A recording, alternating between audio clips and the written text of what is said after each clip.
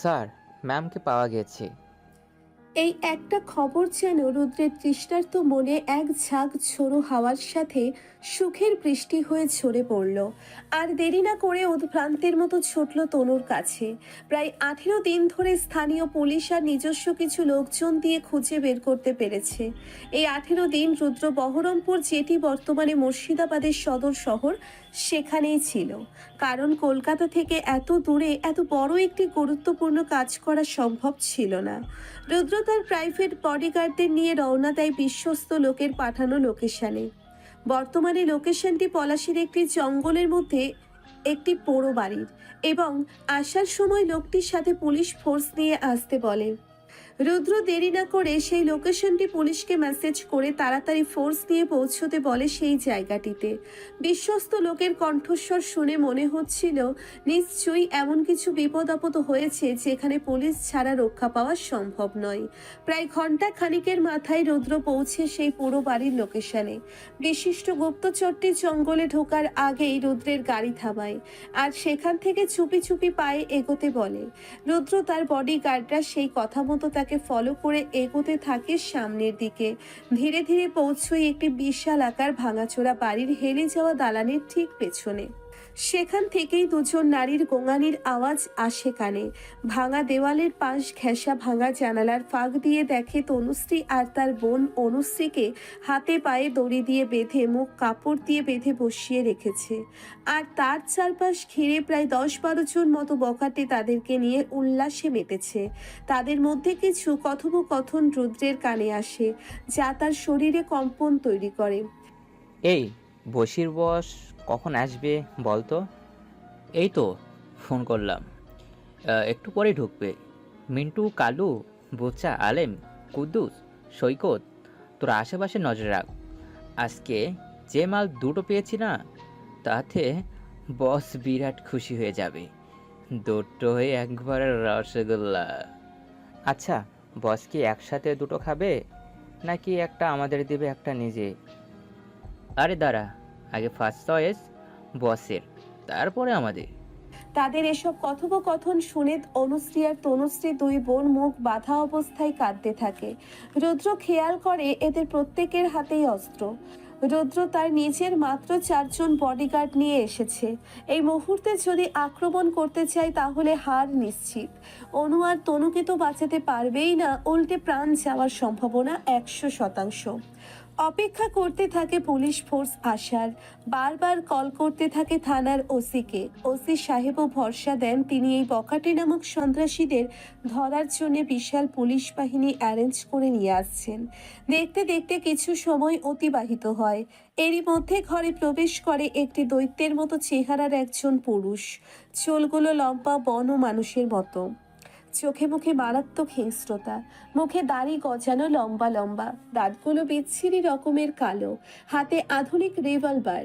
ভাঙা ঘরটিতে প্রবেশ করতেই বকাটেগুলো একটি চেয়ার এগিয়ে দিয়ে তাকে বলল, বস, তোমার হুকুম মতো মালটারে তুলে নিয়ে আনছি, একটার সাথে একটা ফ্রি। তোমার চয়েস করা মালটার সাথে এই মালটাও ছিল, তাই ভালোবেসে ওটারও নিয়ে আসছি। সেই বকাটে দলের পান্ডা লোকটি হাতের ইশারায় ওদের মুখের বাঁধন খুলে দিতে বলে। মুখের বাঁধন খুলে দিতেই রক্ত চক্ষু নিয়ে গর্জে ওঠে তনুশ্রী। কি কারণে আমাদেরকে এখানে ধরে এনেছেন? উদ্দেশ্য কি আপনাদের? ছাড়ুন আমাদের, আমরা বাড়িতে যাব। তনুশ্রীর কথা শুনে হো হো করে হাসতে থাকে বকাটেদের পান্ডাটি, যেন মজার কৌতুক শুনিয়েছে কেউ। চেয়ার থেকে উঠে দাঁড়ায়, রিভলভারটি আঙ্গুলের মাথায় ঘোরাতে ঘোরাতে হাঁটু ভেঙে বসে অনু আর তনুর সামনে। তারপর রিভলভারের নলটি অনুর মুখমণ্ডলে স্লাইড করতে করতে বলে, আহ, কি রং! একেবারে কাঁচা হলুদ বাটা, সুন্দরী ললনা। না না, ভুল বললাম, একেবারে হলুদ পরি। জানো সুন্দরী, অনেক মেয়ে এই বাপির বিছানায় উঠেছে, কিন্তু কারো দিকে বাপি চেয়েও দেখেনি, শুধু দেহের চাহিদা মিটে গেলেই ছুঁড়ে ফেলে দিছে। আর ওই যে দেখছো না আমার চেলাগুলো, ওদের দিয়ে দিছি, ওরা ভাগ বাটোয়ারা করে খেয়েছে। কিন্তু তুমি প্রথম, যারে দেখে আমার মনে কুসকুস হতা হে গানটা বেজে উঠেছে। তাই আমি তোরে আমার কাছে রাখবো, ততদিন রাখবো যতদিন তোরে দিয়ে আমার মন না ভরে। যখন ভরে যাবে তখন আমার চেলা চামুন্ডাদের হাতে দিয়ে দিব। ওদেরও তো হক আছে না? এত কষ্ট করে তোরে ধরে নিয়ে এলো, তারপর তোর ছুটি। বাড়ি যাবি না কোথায় যাবি তখন ঠিক করা যাবে। ঘৃণায় গা গুলিয়ে এলো তনুর। এদিকে এমন নক্কারজনক কথাবার্তা শুনে অনু রীতিমতো ভয়ে কাঁপছে, মুখ দিয়ে টুস শব্দটি বার করতে পারছে না। আর এদিকে ভাঙা দেওয়ালের এপাশে নিজের প্রেয়সী আর শালিকার এমন দুরবস্থা দেখেও রুদ্র কিছু করতে পারছে না। দাঁত খিচে দুহাত মুঠো করে রেখেছে আর মনে মনে খালি ঈশ্বরকে ডাকছে যাতে পুলিশ সময় মতো এখানে পৌঁছয়। আমার বোনের থেকে সরে যা, নয়তো ভালো হবে না বলে দিচ্ছি। জ্যান্ত পুঁতে ফেলবো তোকে। তনুশ্রীর কথাগুলো শুনে আবারও হো হো করে হেসে উঠল বাপি আর তার দলবল। বস, এই মালটার মুখ চলে বেশি দেখি, আমার কাছে দিন, আমি সাইজ করে দিচ্ছি। কথাটি শোনার সাথে সাথে তনুর হৃৎপিণ্ড আরো জোরে বিট করতে থাকে। হৃদয়ে ভয়ের পরিমাণ এত পরিমাণে বেড়ে গেছে, দুই বোন রীতিমতো তখন থরথর করে কাঁপছে। তনু ভাবতে থাকে মনে মনে, তাহলে কি এ জীবনে আর তার সঙ্গে দেখা হবে না? যাকে মন প্রাণ দিয়ে ভালোবেসেছে সেই মানুষটি কি জানতে পারবে যে তার বউ এভাবে অসহায় হয়ে সন্ত্রাসীদের হাতে সম্মান বিসর্জন করে মারা গেছে? আর যদি জানে, তখন কি তনুর জন্য সামান্য হলেও কষ্ট হবে? বাবা মাকে কি আর শেষবারের মতো দেখতেও পাবে না? আর বোধহয় জীবনের শেষ স্বপ্নগুলো পূর্ণ করা হলো না। ও হরে, এতক্ষণ তো খেয়ালই করিনি। আর বাস, এই মালটা তো আমার হলুদ পরীর থেকেও বেশি সুন্দর রে। এক্কেবারে হট, কি তেজ মাইরি, সত্যি বলছি, একদম ধানি লঙ্কা। হলুদ পরীটারে পছন্দ হয়েছে ঠিকই, কিন্তু তোর তেজ আমার ভীষণ ভালো লেগেছে। তোরে তো আমি আগে বিছানায় নেব, তোর তেজ ভাঙাতে যা লাগবে না। ওই বসির, আমার বিছানার ব্যবস্থা কর, আর এই ধানি লঙ্কারে আগে নিয়ে আয়। বলেই হো হো করে হেসে চেয়ারে গিয়ে বসলো। স্যার, আমার মেয়ে দুটোকে বাঁচান স্যার। স্যার, যেভাবে পারেন আমার মেয়ে দুটোকে বাঁচান স্যার। সনাতন মণ্ডল স্ত্রী নীলিমা আর ছেলে বিপুলকে দিয়ে পলাশী থানায় এসে হাউমাউ করে কাঁদতে শুরু করে। তার কান্না দেখে পুলিশ কনস্টেবল কয়েকজন ছুটে আসে। কাঁদতে কাঁদতে সনাতন মণ্ডলের অবস্থা নাজেহাল, হাত পা প্রচণ্ড গতিতে কাঁপছে, চোখ মুখ চিন্তায় লালচে হয়ে গেছে। দেখে মনে হচ্ছে এক্ষুনি হয়তো জ্ঞান হারাবেন। ওদিকে নীলিমা মুখে আঁচল চেপে কাঁদছেন গুমড়ে গুমড়ে। থানার জয়েন্ট ওসি সাথে সাথে আসলেন তাদের সান্ত্বনা দিতে। প্লিজ এভাবে কাঁদবেন না, কি হয়েছে ঘটনাটা পুরো বলুন। এই, কে আছো? এদিকে এক বোতল জল দিয়ে দাও। থানার একজন কনস্টেবল দৌড়ে একটা জলের বোতল এগিয়ে দেয় সনাতনের দিকে। ঢকঢক করে অর্ধেক বোতল জল শেষ করে ফেলেন সনাতন। তারপর একটা দীর্ঘশ্বাস ফেলে কম্পিত স্বরে বলতে থাকেন, স্যার, আজ আমার বড় মেয়ে তনুশ্রীর শেষ পরীক্ষা ছিল পলাশী কলেজে। আমরা এখানে নতুন এসেছি, প্রায় মাসখানেক হলো। আমার ছোট মেয়ে আজকে ফর্ম জমা করতে গিয়েছিল কলেজে। যাবার সময় বলে গিয়েছিল দিদিকে সাথে নিয়ে একটু বাজারে যাবে, কিছু কেনাকাটা আছে তাদের। কেনাকাটা শেষ করে বাড়ি ফিরবে। স্যার, আমার বড় মেয়ের পরীক্ষা শেষ তো দুপুরেই শেষ হয়ে গিয়েছে। আর ওরা বাজার থেকে কেনাকাটি করে ফিরতে ফিরতে বড়জোর সন্ধ্যা হওয়ার কথা। কিন্তু স্যার, এখন বাজে রাত 10টা। আমার দুটো মেয়ের একজনও বাড়িতে ফেরেনি। আমার যুবতী দুই মেয়ে, কিছু হয়ে যায়নি তো স্যার? আমার মেয়েদের কিছু হয়ে গেলে আমি মরে যাব স্যার। স্যার প্লিজ, দয়া করে বাঁচান আমার মেয়েদেরকে। স্যার, আমার ছোট মেয়ে অনুশ্রী বলেছিল বেশ কিছুদিন ধরে কিছু বখাটে তাদের পিছু নেয়। আমি লোক মারফত জানতে পারি ওই বখাটিগুলো আর কেউ না, এ এলাকার গুন্ডা সন্ত্রাসী বাপি গুন্ডার লোকজন। স্যার, আমার ভয় করছে ওরা আমার দুই মেয়ের বাড়ি ফিরে না আসার কারণ নয় তো? আমি একজন সাধারণ চাষি স্যার, ক্ষমতাহীন। আমার কোনো ক্ষমতা নেই, বড় নিরুপায় হয়ে আমি আপনার কাছে এসেছি। আমার মেয়েদেরকে বাঁচান। জয়েন্ট ওসি সাহেব পুরো ব্যাপারটা ভালো মতো বুঝলেন, সাথে এও বুঝলেন এই কাজ বাপি ছাড়া আর কারো হতে পারে না। মেয়ে দুটো যখন তার হাতে পড়েছে তাহলে তাদের আর নিস্তার নেই। আগামীকাল অথবা পরশু দুটো মেয়ের লাশ পাওয়া যাবে জঙ্গলে। মনে মনে একটা কঠিন দীর্ঘশ্বাস ফেললেন। রাজনীতির আঙিনায় বেড়ে ওঠা বিষাক্ত আগাছা হলো এই বাপি গুন্ডা। একে ধরার মতো হাত আজ পর্যন্ত কারো হয়নি। সেখানে উনি তো সাধারণ ওসি। উনি যদি চানও বাপিকে ধরতে, দাঁড়িয়ে দাঁড়িয়ে মেয়ে দুটো রেপ হতে দেখা ছাড়া আর কোনো উপায় থাকবে না। মনে মনে ঈশ্বরকে ডাকলেন যাতে বাচ্চা মেয়ে দুটোকে বাঁচানোর ব্যবস্থা করে দেয়। মুখে বললেন, আপনি চিন্তা করবেন না, আপনার মেয়ের ছবি দেখে যান, আর ডিটেলস লিখে ডায়েরি করে দিয়ে যান। যেহেতু আপনার মেয়ের হারিয়ে যাওয়ার এখনও 24 ঘন্টা হয়নি, তাই আমরা কোনো স্টেপ নিতে পারবো না। বাড়িতে যান, দেখেন রাতের মধ্যে অবশ্যই ফিরবে। আর যদি না ফিরে কালকে এসে আমাদেরকে খবর দিবেন। যদি রাতারাতি আমার মেয়েদের সাথে কোনো উল্টাপাল্টা কিছু হয়ে যায়, তখন কালকে এসে আপনাকে জানিয়ে আমার লাভ কি? যা ব্যবস্থা করার এক্ষুনি করুন স্যার। থানার ওসি বিরক্ত হন। তিনি নিজেও জানেন কিছু করতে পারবেন না। আবার এই চেঁচামেচি হইহট্টগুলো তার ভালো লাগছে না। তাই থানার অন্যান্য কনস্টেবলদের দিয়ে সনাতনকে তার স্ত্রী এবং ছেলে সমেত থানার বাইরে ধাক্কা দিয়ে বের করে দেওয়া হয়। উপায় হারিয়ে সনাতন পাগলের মতো খুঁজতে থাকে এদিকে আরও দিক তার দুই আদরের মেয়েকে। এদিকে প্রায় আধা ঘন্টার উপরে হয়ে গেল রুদ্র তার ছোট টিম নিয়ে সেই জানালার ধারে দাঁড়িয়ে আছে, অথচ পুলিশ আসার খোঁজ নেই। ওদিকে বাপি তার দলের লোকজনদের নিয়ে সেই ভাঙা ঘরের মেঝেতে শতরঞ্চি পাতিয়ে মদের বোতল নিয়ে গিলতে বসেছে। মনে হচ্ছে আজ চূড়ান্ত মাতাল হয়ে নারী দেহের স্বাদ মেটাতে কোনো রকম খামতি রাখবে না।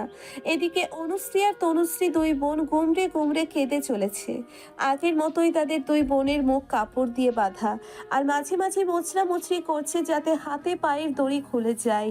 দুই বোনের এভাবে মোচড়ামুচড়ি দেখে সবকটা একসাথে হু হা করে হাসছে। আহা জান, এভাবে ছটফট করো না তো, তাহলে যে আরও কাছে পেতে ইচ্ছে করে। এমনিতেও দুজনকে ছাড় দেবো না আজকে, একটু ভালো করে নেশাটা চড়িয়ে নিই। পুরো রাত আজকে খেলা হবে। কথাটা বলেই বিশ্রী দাঁতগুলো বার করে হাসতে থাকলো বাপি। বাপির কথা শুনে পাশ থেকে তার এক চেলা বলে উঠল, বস, আমরা কি প্রসাদ পাবো না? কত কষ্ট করে এই মাল দুটোরে তুলেছি জানো? সেই কবে তুমি এই ছোট্ট মালটারে দেখে রাখছিলে, যেদিন থেকে পিছু নিয়ে নিয়ে আজকে হাতে পাইছি। তাও একটা না, ও দুইটা।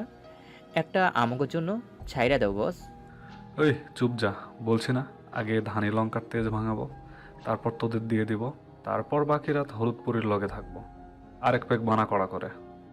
বলতেই পাশের থেকে এক পকেটে গ্লাসের মধ্যে অ্যালকোহল খানিকটা ঢেলে দিল। সেটা নিয়ে গলধকরণ করলো বাপি। তারপর উঠে তনুশ্রীর সামনে গিয়ে হাত পায়ের বাঁধন খুলতে লাগলো। মুখের কাপড় খুলে চুলের মুঠি ধরে টেনে এনে ফেললো শতরঞ্জির ওপরে। ভয়ে কাঁদতে লাগলো তনুশ্রী। রাক্ষসটি মাতাল হয়ে নানান গালিগালাজ করতে লাগলো তনুশ্রীকে। তারপর গাল টিপে ধরে গায়ের ওড়না এক টানে ফেলে দিল। চিৎকার করতে লাগলো তনুশ্রী। এদিকে রুদ্র আর এই দৃশ্য দেখে নিজেকে স্থির রাখতে পারল না। অতি সন্তর্পণে দেওয়াল ডিঙিয়ে অন্ধকারে দালানে প্রবেশ করলো। ততক্ষণে ওই গুন্ডার চেলাচামুন্ডাগুলো নেশায় পুরো বুঁদ হয়ে আছে। রুদ্র তার বডিগার্ডদের চারপাশে সাবধানে ছড়িয়ে যেতে বলল। চারজন বডিগার্ডের হাতে 4টে আগ্নেয়াস্ত্র, শুধু রুদ্রের হাত খালি। ঘরের মধ্যে পা টিপে টিপে প্রবেশ করতেই দেখে জানোয়ারটি ইতিমধ্যে তনুশ্রীর কাঁধের দিকের কাপড় ছিঁড়ে ফেলেছে। আবছা মোমের আলোয় ভেতরের কালো অন্তর্বাসটি দেখা যাচ্ছে। বুক ফাটা আর্তনাদ করে কাঁদছে তনুশ্রী। প্রেয়সীর এমন অবস্থা দেখে রুদ্র নিজেকে ঠিক রাখতে পারল না। বাপির বুক বরাবর কষে এক লাথি মারল। লাথি খেয়ে বাপি উল্টে ছিটকে পড়ল। ততক্ষণে রুদ্রের বডিগার্ডগুলো ঘরে ঢুকেই ফায়ারিং শুরু করে দিল। কয়েক সেকেন্ডের মধ্যে 7-8 জন ধরাশায়ী হলো মুহূর্তেই। বাকি যে কজন ছিল ভয়ে দিল দৌড়। এদিকে লাথি খেয়ে বাপির নেশা ছুটে গেছে। ছিটকে পড়ে যাওয়ার সময় হাতের ধাক্কায় মোমটা উল্টে নিভে গেছে। ঘুটঘুটে অন্ধকার চারিদিকে, শুধু ঘরের মধ্যে ফায়ারিং আর দুই বোনের গোঙানির শব্দ। আর রুদ্র সেই সুযোগে হাতরে একটা রিভলভার হাতে হাতে সেটা তাক করে বাপিকে ফায়ার করলো। নিমেষের মধ্যে এমন ঘটনা ঘটায় বাপি নিজেকে সেভ করতে না পারলেও বুলেটটা হাত ঘেঁষে বেরিয়ে গেল। দিশেহারা হয়ে বেরোনোর চেষ্টা করলো সেখান থেকে। ততক্ষণে রুদ্রের এলোপাথারি কিল চর লাঠি চলতে লাগলো বাপির উপর। ওদিকে যে চেলাচামুন্ডাগুলো পালিয়ে গেছিল সেগুলো তাদের পুরনো আড্ডায় ফোন করে আরও লোকজন নিয়ে আসার ব্যবস্থা করতে লাগলো। রুদ্র বাপিকে মারতে মারতে এক পর্যায়ে আধমরা বানিয়ে ফেললো। অতিরিক্ত প্রহারে জ্ঞান হারালো বাপি। তারপর ফোনের ফ্ল্যাশ লাইট জেলে তনুশ্রীর দিকে ধরতেই বিধ্বস্ত অবস্থায় দেওয়ালের সাথে লেগে দুই হাঁটু ভাঁজ করে জড়সড় হয়ে বসে থাকতে দেখলো। চোখ মুখের চাহনি দেখে বোঝা যাচ্ছে মাত্রাতি অতিরিক্ত ভয় পেয়ে কাঠের মতো শক্ত হয়ে বসে আছে। পাশ থেকে ওড়নাটা তুলে গায়ে চড়িয়ে দিয়ে বুকের মাঝে টেনে নিল তনুকে। মাথায় হাত বলিয়ে বলতে লাগলো, বিধ্বস্ত অবস্থায় দেওয়ালের সাথে লেগে দুয়াটু ভাঁজ করে জড়সড় হয়ে বসে থাকতে দেখলো। চোখের চাহনি দেখে বোঝা যাচ্ছে মাত্রাতিরিক্ত ভয় পেয়ে কাঠের মতো শক্ত হয়ে বসে আছে। পাশ থেকে অন্যটা তুলে গায়ে জড়িয়ে দিয়ে বুকের মাঝে টেনে নিল তনুকে। মাথায় হাত বুলিয়ে বলতে লাগলো, তনু, এই তনু, দেখো আমি এসে গেছি। তোমার রুদ্র এসে গেছে, কিচ্ছু হয়নি তোমার। আমি কিচ্ছু হতেও দেবো না তোমায়। তাকাও, তাকাও আমার দিকে। রুদ্রের কথাগুলো শোনা মাত্রই ধীরে ধীরে সেন্সলেস হয়ে ঢলে পড়ল রুদ্রের বুকে। ওদিকে একজন গার্ড জানালো অতিরিক্ত ভয়ে তনুশ্রীও অনেকক্ষণ আগে সেন্সলেস হয়ে গেছে। রুদ্র আর দেরি না করে তনুশ্রীকে কোলে তুলে নিল আর একজন গার্ডকে বলল অনুশ্রীকে নিতে। তারপর যখনই তারা সেই দালান থেকে বের হবে ঠিক তখনই শুকনো পাতায় খচর মচর শব্দ কানে ভেসে আসতে লাগলো। মনে হচ্ছিল অনেকগুলো পা একসাথে হেঁটে আসছে। রুদ্রের মনে সন্দেহ হলো এরা কি পুলিশ নাকি এই গুন্ডাগুলোর দলের লোক। মনে হলো যেন চারিপাশ থেকে তাদের ঘিরে ধরেছে। তৎক্ষণাৎ আবার দালানের ভিতরে প্রবেশ করলো রুদ্র আর তার টিম। দালানে প্রবেশ করতেই তাদের চিৎকার চেঁচামেচির আওয়াজ কানে এলো রুদ্রের। বুঝতে পারলো এরা পুলিশ নয়। প্ল্যান আঁটলো মনে মনে। যে ঘরটিতে তনুশ্রীদের রাখা হয়েছিল সেখানে গিয়ে দেখলো অলরেডি বাপি অজ্ঞান হয়ে পড়ে আছে। ফোনের ফ্ল্যাশলাইটে কিছু আগ্নেয়াস্ত্র দেখতে পেল। সেগুলিকে নিজেদের মধ্যে ভাগ বাটোয়ারা করে নিয়ে বাপিকে অনুশ্রীর গায়ের বাঁধা দড়িগুলো দিয়ে ভালো মতো বাঁধলো। তারপর কল লাগালো শুভ্রকে। যদিও শুভ্র আগের থেকেই ব্যবস্থা করে রেখেছিল মন্ত্রীদের সাথে কথা বলে। তদ্রূপ শুভ্রের ফোন পাওয়ার সাথে সাথেই মন্ত্রী লেভেল থেকে চাপ পড়ল মুর্শিদাবাদ ডিএসপির ঘাড়ে। বাপি গুন্ডাকে ধরা হবে এ বিষয়ে ডিএসপি আগে থেকেই জানতো, কিন্তু লোকাল নেতাদের প্রেসারে কিছুতেই বাহিনী নিয়ে বের হতে পারছিল না। যখন ওপর মহল থেকে প্রেসার এলো তখন আর দেরি না করে প্রায় 10 গাড়ির সশস্ত্র বাহিনী নিয়ে ঢুকে পড়ল সেই জঙ্গলের মধ্যে। তারপর শুরু হলো অপারেশন। প্রায় 20 মিনিটের মধ্যেই পুরো জঙ্গল ভরে গেল বিরাট পুলিশ বাহিনী নিয়ে। চিরুনি তল্লাশির মতো গোটা গোটা পায়ে এগিয়ে এলো সেই বাড়িটির চারিপাশে। ডিএসপি নিজ তত্ত্বাবধানে ফায়ারিং এর নির্দেশ দিলেন। প্রায় 15 মিনিটের ফায়ারিং এর মাথায় সন্ত্রাসীগুলোকে চিরতরে শেষ করতে সমর্থ হলেন। যেগুলোর হাতে পায়ে গুলি বেঁধেছিল সেগুলোও মাটিতে পড়ে কাটা পায়রার মতো ছটফট করতে লাগলো। তারপর বাহিনী নিয়ে প্রবেশ করলেন দালানের ভিতরে ডিএসপি। সেখানে গিয়ে বাপিকে বাঁধা অবস্থায় দেখতে পেলেন তারা এবং পাশেই রুদ্র ও তার বডিগার্ডদের দেখতে পেলেন। তারপর নিজেদের মধ্যে দরকারি কথা সেরে চটপট রুদ্র বেরিয়ে এলো সেখান থেকে অনু আর তনুকে সাথে নিয়ে। ডিএসপি নিজ তত্ত্বাবধানে অ্যারেস্ট করলেন বাপিকে। অন্যদিকে রুদ্র, অনু আর তনু নিয়ে ছুটল হাসপাতালে। নিকোষ কালো আধার রাতের কৃষ্ণপর্ণ চাদরের ন্যায় ঢেকে থাকা অন্ধকারকে আজ আর অন্ধকার বলে মনে হচ্ছে না সনাতনের।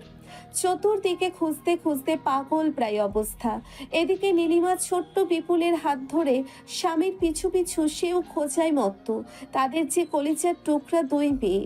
হাতে থাকা মুঠো ফোনটি বারবার দেখছেন সনাতন। সময়ের কাঁটা দ্রুত গতিতে এগিয়ে চলেছে। রাত্রি তখন মধ্য পর্যায়ে। খুঁজতে খুঁজতে পলাশী বাজারের প্রত্যেকটি অলিগলি প্রায় খোঁজা শেষ। বিধ্বস্ত হয়ে বসে পড়ল মাটিতে। হাউমাউ করে কেঁদে উঠল পাগলের মতো। পর্ব 24। হে সৃষ্টিকর্তা, আর কত শাস্তি দেবে আমায়? ভিটে মাটি ছাড়া করলে আমার মেয়ে দুটোকেও কি আমার কোল থেকে তুমি কেটে নেবে? কি পাপ করেছি আমি তোমার কাছে? বলো, কি পাপ করেছি? আমার ফুলের মতো দুটো মেয়ে কি অন্যায় করেছে তোমার কাছে? আর শাস্তি দিও না সৃষ্টিকর্তা, ফিরিয়ে দাও আমার মেয়ে দুটোকে। নীলিমা স্বামীর কাছে বসে আঁচলে মুখ বুজে কেঁদে সান্ত্বনা দিতে লাগলেন। ভাষা হারিয়ে গেছে আজ স্বামী স্ত্রীর। বদ্ধ উন্মাদের ন্যায় সনাতন তখন মাটিতে দুহাত আঁচড়াচ্ছেন। শান্ত করতে পারছেন না নীলিমা কিছুতেই মানুষটিকে। কিভাবে সামলাবেন? একজন পিতাই জানে তার যুবতী কন্যারা হারালে তার মানসিক ভারসাম্য ধরে রাখাটা ঠিক কতটা কষ্টের। পলাশীর ছোট হাসপাতালের বেডে শুয়ে আছে তনুশ্রী। পাশের বেডে অনুশ্রীকে রাখা। 2 বোন মারাত্মক ট্রমার শিকার হয়ে জ্ঞান হারিয়ে পড়ে আছে। পেশেন্টদের আনার সাথে সাথে ডাক্তার তার নিজের দায়িত্ব পালন করেছেন। দুই বোনকেই স্যালাইনের সাথে জ্ঞান ফেরানোর ঔষধ ইনজেক্ট করা হয়েছে। ডাক্তারের ভাষ্য মতে সকাল হতেই সেন্স ফিরে আসবে দুজনেরই।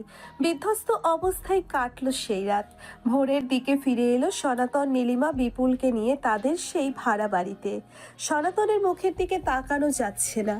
এক বিধ্বস্ত পিতা কিভাবে সহ্য করবে যে তার দুই রাজকন্যাকে সারা রাত খুঁজেও খোঁজ মেলাতে পারেনি?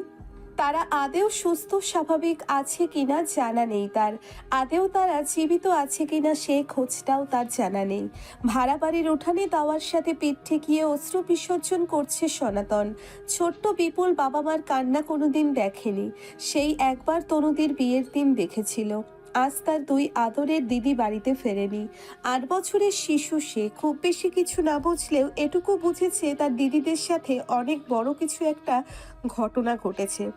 সেও তার বাবা মায়ের সাথে গোটা রাত জেগেছে। রাতে কিছু খাওয়া হয়নি তারও। খিদে পেলেও অতটুকু শিশু মুখ ফুটে চাইতে পারছে না, মা কিছু খেতে দাও। নীলিমা ঘরে গিয়ে পাতানো আসনে ঠাকুরের সামনে বসে এক মনে প্রার্থনা করছেন। দুই মেয়ের জীবন ভিক্ষা চাইছেন আঁচল পেতে। এমন সময় বাড়ির সামনে একটা পুলিশ জিপ গাড়ি এসে দাঁড়ালো। ভেতর থেকে একজন কনস্টেবল নেমে এসে বলল, সনাতন মণ্ডল বাড়িতে আছেন? সামনে পুলিশ দেখে সনাতন খানিকটা আশ্চর্য হয়ে গেলেন। সাত সকালে পুলিশ কেন বাড়িতে? প্রশ্নটি মাথায় আসতেই কৌ গাইল মন। যে পুলিশগুলো রাতে তাকে ধাক্কা দিয়ে বার করে দিয়েছিল থানা থেকে, হঠাৎ তারা বাড়িতে তার খোঁজ করতে কেন এসেছে? কোনো খারাপ খবর নিয়ে আসেনি তো সাথে করে? তার রাজকন্যারা সুস্থ আছে তো? ভাবনার জগৎ থেকে বেরিয়ে হুট করে দাঁড়িয়ে বললেন, হ্যাঁ, আমি সনাতন মণ্ডল, বলুন। আপনাকে এক্ষুনি একবার হাসপাতালে যেতে হবে। কেন? ডিসি স্যার আপনাদের হাসপাতালে নিয়ে যেতে বলেছেন। তনুশ্রী মণ্ডল আর অনুশ্রী মণ্ডল আপনার দুই মেয়ে, তাই তো? এই মুহূর্তে আপনার দুই মেয়ে হসপিটালে ভর্তি, তাড়াতাড়ি আসুন। পুলিশ গাড়ির আওয়াজে নীলিমা ততক্ষণে বাইরে বেরিয়ে এসেছে। স্বামী স্ত্রী আর দেরি করলেন না, ছেলেটিকে হাতে নিয়েই উঠে বসলো জিপে। জিপ ছুটলো হাসপাতালের উদ্দেশ্যে। হাসপাতালে তনুশ্রীর ডান হাতটা আঁকড়ে ধরে কপালে ঠেকিয়ে চেয়ারে বসে আছে রুদ্র। ঠিক এমন সময় হাসপাতালের কেবিনে প্রবেশ করলেন সনাতন নীলিমা। দুই মেয়েকে হাসপাতালের বেডে দেখে ডুকরে কেঁদে উঠলেন। সনাতনের কান্নার আওয়াজে রুদ্র মুখ তুলে চাইল। সনাতনের হুঁশ নেই, সামনে যে রুদ্র বসে আছে তাও তিনি দেখেননি। একবার তনুর মাথায় আর একবার অনুর মাথায় হাত বুলিয়ে কেঁদে চলেছেন। নীলিমাও মেয়েদের পায়ের ধারে বসে আঁচলে মুখ চেপে কাঁদছেন। রুদ্র শ্বশুর শাশুড়ির বিধ্বস্ত অবস্থা দেখে চেয়ার থেকে উঠে এলো। শান্ত হন বাবা, কিচ্ছু হয়নি আপনার মেয়েদের। ওরা সম্পূর্ণ সুস্থ আছে, কোনো ক্ষতি হতে দেইনি আপনার মেয়েদের। রুদ্রের আওয়াজ শুনে কান্না থামালেন সনাতন। পেছন ফিরে রুদ্রকে দেখে অবাকের শেষ সীমায় পৌঁছলেন। ইতিমধ্যেই ডাক্তারবাবু আবার প্রবেশ করেছেন কেবিনে। পেছন পেছন এলেন ডিসি সাহেব। ডিসি সাহেব রুদ্রবাবুর দিকে হাতটা বাড়িয়ে হ্যান্ডশেক করে বললেন, স্যার আপনার কথা মতো বাকি কাজ সেরে ফেলেছি। সত্যি সত্যি হার্টস অফ টু ইউ। আপনি মেয়ে দুটোকে বাঁচানোর জন্য যেভাবে অস্ত্রহীন অবস্থায় সন্ত্রাসীদের সামনে ঝাঁপিয়ে পড়েছিলেন, তাতে আমি বিস্মিত হয়েছি। বাই দ্য ওয়ে, ওনারা আপনার কে হন? নিজের ভালোবাসার মানুষকে বিপদে দেখলে আপনিও আগুনে ঝাঁপ দিতে দ্বিধাবোধ করবেন না। She is my wife, Mrs Tanushree Sengupta. আর ওই যে দেখছেন ওপাশের বেডে, ও আমার শালিকা, ছোট বোন বলতে পারেন। ওদের কথাবার্তা শুনে সনাতন তখনও অবাক আর বিস্ময়ে থম মেরে দাঁড়িয়ে আছে। নীলিমাও পাথরের মতো দাঁড়িয়ে ডিসি সাহেব পুনরায় রুদ্রের সঙ্গে করমর্দন করে চলে গেলেন। যাবার সময় বললেন, সনাতনের অমর নজর রুদ্রের চোখ এড়ায়নি। ডাক্তারবাবু পুনরায় অনুশ্রী আর তনুশ্রীকে চেক করে বেরিয়ে গেলেন কেবিন থেকে। রুদ্র কয়েক পা হেঁটে সনাতন মণ্ডলের কাছে গিয়ে বললেন, আমায় চিনতে পেরেছেন বাবা? সনাতন কি বলবেন কিছু বুঝতে পারছেন না। রুদ্র সনাতনকে অমন পাথরের মতো দাঁড়িয়ে থাকতে দেখে হাতটা ধরে বাইরে নিয়ে এলো। সকালবেলায় হাসপাতালের করিডোর একদম ফাঁকা। দু একজন সাফাই কর্মী ছাড়া আর কাউকে দেখা যাচ্ছে না। বাইরে পাতানো চেয়ারে সনাতনকে বসিয়ে দিল। নিজে তার পাশে বসে সনাতনের এক হাত নিজের দুহাতের মুঠোয় নিয়ে বলল, আমি জানি আমি আপনার বিশ্বাস ভঙ্গ করেছি, কথা দিয়ে কথা রাখতে পারিনি, তনুকে স্ত্রী হিসেবে তার প্রাপ্য সম্মান দিতে পারিনি। সে কষ্ট পেয়ে তিরস্কার পেয়ে আমার বাড়ি ছেড়ে চলে আসার পরও আমি তার খোঁজ রাখি। আমি অনেক বড় পাপী, কিন্তু সত্যি কথা বলতে আমি নিরুপায় ছিলাম। নিজের সন্তানকে হারানোর ভয়ে আমার চিন্তা শক্তি হারিয়ে গেছিল। কি করব আর কি করব না সেই বোধটুকু হারিয়ে ফেলেছিলাম। আমার মেয়েকে নিজের কাছে ফিরিয়ে আনতে নীতির মায়ের প্রস্তাবে রাজি হয়ে গিয়েছিলাম। কিন্তু বিশ্বাস করুন বাবা, আমি তনুকে হারিয়ে বুঝতে পেরেছি ও আমার জীবনে কি। যে মেয়েটা আমার সন্তানকে ফিরিয়ে আনলো, সেই মেয়েটাকে আমি নিজেই নিজের কাছ থেকে দূর করে দিয়েছিলাম। কিন্তু ওকে হারিয়ে প্রতিটা ঘন্টা, মিনিট, সেকেন্ড আমার বিষের মতো কেটেছে।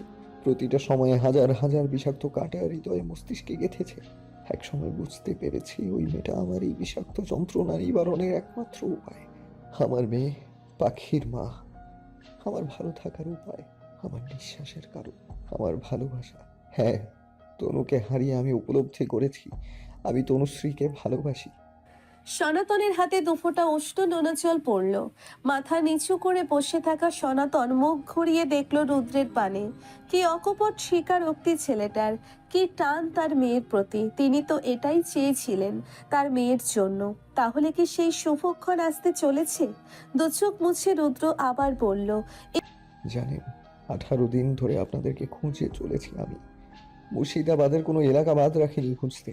শেষমেশ খোঁজ পেলাম কাল রাত 8টার দিকে। বিশিষ্ট গুপ্তচরের দেয়া খোঁজ পেয়ে যখন জায়গা মতো পৌঁছালাম, তখন তাদের বখাটে দলের মাঝখানে দেখতে পাই। যাই হোক, শেষমেশ উদ্ধার করি তাদের। আমাকে কি ক্ষমা করা যায় না বাবা? আর একটাবার সুযোগ দিন আমায়।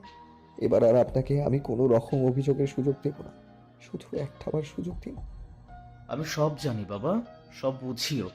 আমার মেয়েটাও তাই, ও সব কিছু জানে আর সব বোঝে। তুমি যে পরিস্থিতিতে ছিলে তখন তোমার নেওয়ার সিদ্ধান্তটা ভুল ছিল না। হয়তো তোমার জায়গায় আমি থাকলে আমি একই সিদ্ধান্তই নিতাম। আচ্ছা যাই হোক, আমি তোমাকে অনেক আগেই ক্ষমা করে দিয়েছি। তুমি তোমার স্ত্রীকে পাওয়ার জন্য যে পদক্ষেপ নিয়েছো, কোনো সাধারণ মানুষ এত বড় পদক্ষেপ নিতে পারবে না। তবে একটা কথা বলবো, মেয়েটা আমার বড় অভিমানী। অভিমান করে তোমার এখান থেকে চলে এসেছে। আমি জানি ও তোমাকে ভালোবাসে। রাতে গুমড়ে গুমড়ে কাঁদতে দেখেছি মেয়েটাকে। এখনো কাঁদে মেয়েটা। তোমার প্রতি, তোমার মেয়ের প্রতি ভালোবাসা না জন্মালে কেউ ভাবে গুমড়ে গুমড়ে রাতের পর রাত কেঁদে পার করতো না। মেয়েটা সুস্থ হোক, তারপর তুমি তোমার স্ত্রীকে নিয়ে যাও। আমার কোনো আপত্তি নেই বাবা। আর রইল ক্ষমা করার ব্যাপার, ওটা আমার কাছে নয়, তনুর কাছ থেকে নিয়ে নিও। ইতিমধ্যেই নার্স এসে জানালেন দুই বোনেরই জ্ঞান ফিরেছে। হন্তদন্ত হয়ে রুদ্র আর সনাতন প্রবেশ করলেন কেবিনে। রুদ্র গিয়ে তনুশ্রীর বেডের পাশে রাখার চেয়ারে বসে ডান হাতটা চেপে ধরে পাগলের ন্যায় বলে উঠল, তনুশ্রী, এই তনুশ্রী, ঠিক আছো তুমি? দেখো আমি এসে গেছি, একবার তাকাও আমার দিকে।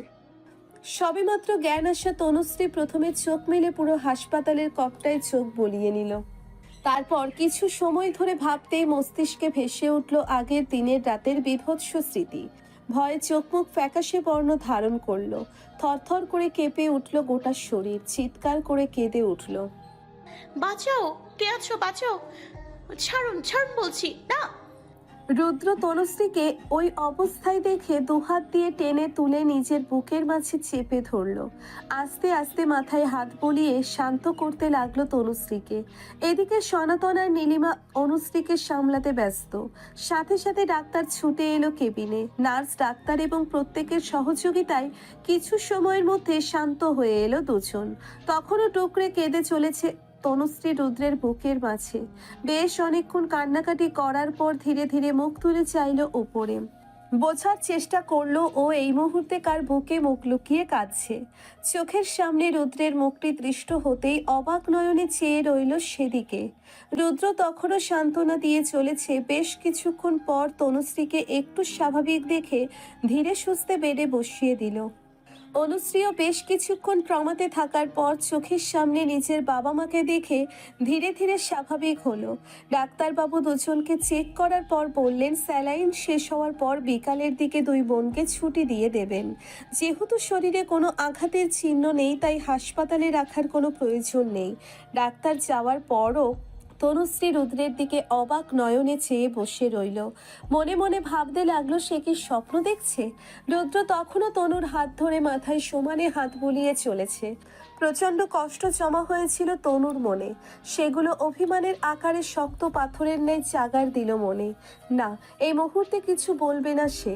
আগে ঘটনাটা সত্যি নাকি ওর হ্যালুসিনেশন আগে পরখ করবে, তারপরে অন্য কিছু। রাস্তার ধুলো উড়িয়ে এগিয়ে চলেছে 4 চাকা বাহনটি। গাড়ির কালো কাচের ভিতর দিয়ে অগ্নিদীপ্ত দুপুরের আলোর বর্ণালী প্রতিটি মুহূর্তে চোখের কর্নিয়া ভেদ করে মস্তিষ্কে প্রবেশ করছে। বৈশাখের দাবদাহে পরিবেশ থেকে শুরু করে বাঁধঘাট শুকিয়ে তৃষ্ণায় পাগল পাড়া। উষ্ণতার কবলে পড়ে গাছের কচি পক্ষ দল শুকিয়ে মৃত প্রায়। অতিরিক্ত তাপপ্রবাহে আমকুশি ঝরে পড়েছে গাছতলায়। খালি চোখে বাইরে তাকালে মনে হচ্ছে অরুণ দেবতা তার অনল দিয়ে পুড়িয়ে জ্বালিয়ে ছারখার করে দিতে উঠে পড়ে লেগেছেন। তবুও শীততাপ নিয়ন্ত্রিত 4 চাকার বাহনে প্রত্যেকেই শীতলতার আবরণ গায়ে মেখে এগিয়ে চলেছে তাদের নির্দিষ্ট গন্তব্যে। ড্রাইভিং সিটে রুদ্র আর তার পাশের সিটে বিপুলকে কোলে নিয়ে বসে আছেন সনাতন। ব্যাক সিটে নীলিমার দুপাশে কাঁধে মাথা দিয়ে অনুশ্রী আর তনুশ্রী চোখ বন্ধ করে শুয়ে আছে। এই মুহূর্তে রুদ্র ড্রাইভিংয়ে ব্যস্ত, অপরদিকে হাতে একটি নিউজ পেপার তনুশ্রীর। মায়ের কাঁধে মাথা রেখে এক মনে ভেবে চলেছে খবরের কাগজে ছাপা খবরটি সম্পর্কে। পুলিশি অভিযানে পলাশীর কুখ্যাত সন্ত্রাসী বাপি ও তার দলবল বেআইনিভাবে ড্রাগস পাচার করাকালীন এনকাউন্টারে মৃত এক মনে খবরটি সম্পর্কে ভেবে চলেছে তনুশ্রী।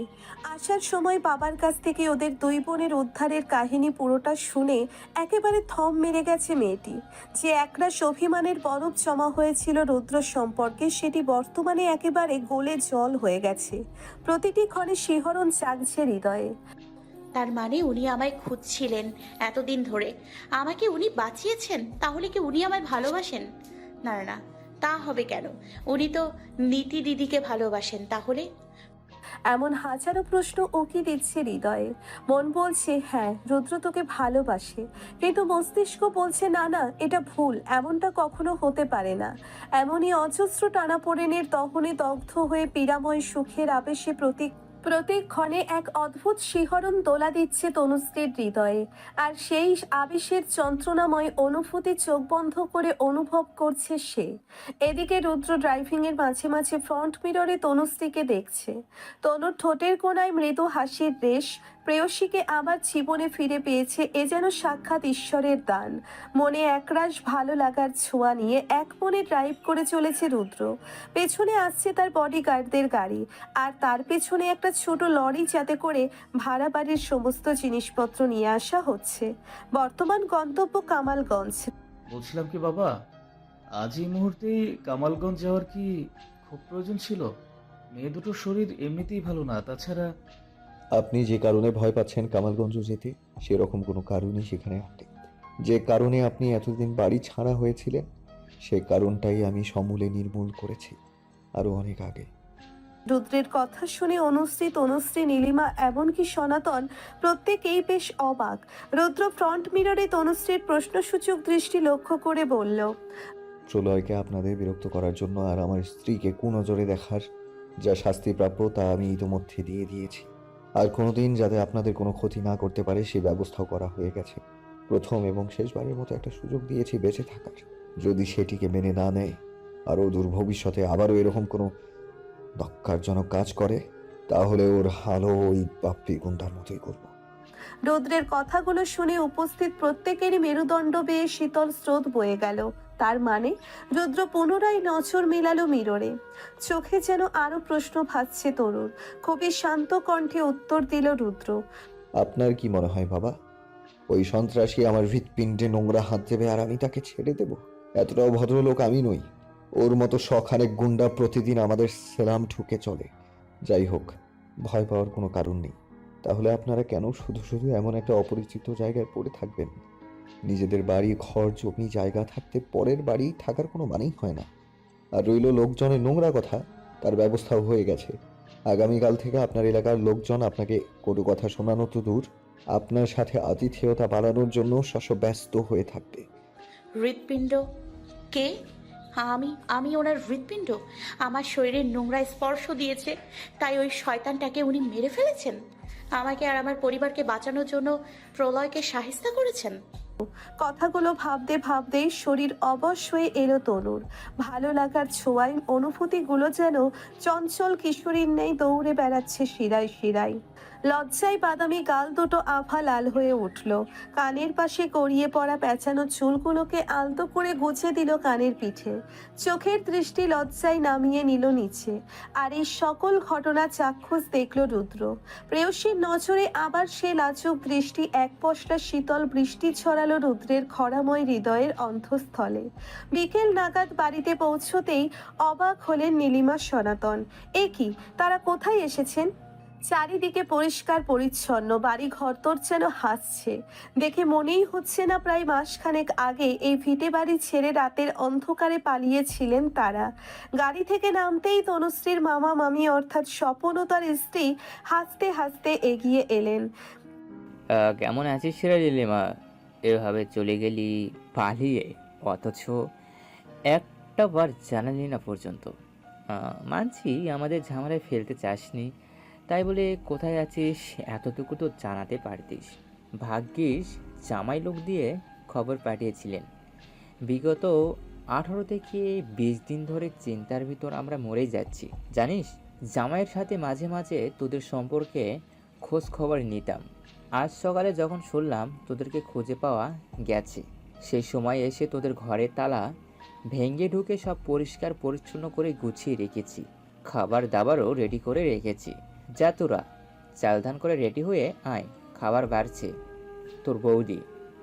নীলিমার বা বাচ্চাদের কোনো দোষ নেই দাদা। যে পরিমাণে লোক পেছনে লেগেছিল, ভয়ে কাউকে না জানিয়ে বাড়ি ছাড়া হয়েছিলাম, তাই। ঠিক আছে, বাদ দে ওসব কথা। যা, বৌদিকে আর বাচ্চাদেরকে তাড়াতাড়ি স্নান টান করিয়ে নিয়ে আয়। আর বাবা রুদ্র, যাও তুমি তাড়াতাড়ি ফ্রেশ হয়ে এসো। দেখে তো মনে হচ্ছে খাওয়া ঘুম কিছুই হয়নি তোমার। যাই বলিস সনাতন, আমাদের তনু কিন্তু ভীষণ ভাগ্যবতী। না হলে রৌদ্রের মতো জামাই কিভাবে পেত? এখন তো আমার মনে হচ্ছে এতদিন তনুমার সাথে যা যা ঘটেছে সব তনুমায়ের ভালোর জন্যই। এখন মনে হচ্ছে কোনো কারণ ছাড়া কোনো ঘটনা কখনোই ঘটে না। ঈশ্বর আগে থেকে সব কিছু লিখে রেখেছে, কার সাথে কখন কি হবে। হে দয়াল, সব তোমার কৃপা। রাত তখন বেশ। রুদ্র আর তনুশ্রীকে তনুর ঘরে শুতে দেওয়া হয়েছে। রুদ্র পালঙ্কে শুয়ে কপালে হাত ভাঁজ করে শুয়ে আছে, তবুও তনুর আসার খবর নেই। মনে মনে ভীষণ বিরক্ত। এই মেয়েটার কি কোনো বোধ বুদ্ধি নেই? কখন থেকে অপেক্ষা করছি আমি। একেই প্রায় 2 মাস কাজ ছাড়া, বিয়ে 3 মাস পূর্ণ হতে চলল, অথচ সামনাসামনি কথা পর্যন্ত বলেনি, স্পর্শ তো দূরের কথা। কিন্তু ভালোবাসায় মানুষ তার প্রিয় মানুষের কাছে বরাবরই অবাধ্য লাগাম ছাড়া। আজ রুদ্রের অবস্থা তাই। এতদিন অপেক্ষা করার পর এই সামান্য বিরহ সহ্যের বাইরে। বেশ রাত করে তনু ঘরে প্রবেশ করলো। আসলে সে আসতেই চাইছিল না। প্রথমত লজ্জায়, দ্বিতীয়ত অভিমানে। কারণ মানুষটা এখনো পর্যন্ত তার সাথে একটা কথাও বলেনি, অথচ তাকে ঘিরে তার হাজার ব্যস্ততা। এই যেমন খাবার খাওয়ার সময় জোর করে সেদ্ধ ডিম খাওয়ালো, একটু চোখের আর হলেই বিপুলকে দিয়ে বারে বারে খবর পাঠাচ্ছে, কই গোটা সন্ধ্যাটা তো ছিল, এলো না তো কাছে। তখন তোর শালা আর শালিকে নিয়ে গল্পে মহা ব্যস্ত হয়ে গেল। এদিকে যে তনু তখন একা ঘরে ছিল, তখন বুঝি খেয়াল হয়নি। সেই কারণেই তো এতক্ষণ মামার 2 মেয়ে আর অনুশ্রী যে ঘরে ছিল তাদের সাথে সময় কাটিয়ে এসেছে। যাই হোক, শেষমেশ মামির বকা খেয়ে ঢুকলো নিচের রুমে। এসে দেখে মানুষটি এক হাত পেটের উপর আর এক হাত কপালের উপর দিয়ে চোখ বন্ধ করে ঘুমিয়ে আছে। ধীরে সুস্থে দরজাটা লাগিয়ে আস্তে করে শুয়ে পড়লো বেডের এক পাশে। শোয়ার সময় লাইটটা বন্ধ করে দিতেই বেশ কিছুক্ষণ পর মনে হলো কেউ তাকে চাপটে ধরে বুকের মাঝে জড়িয়ে ধরেছে।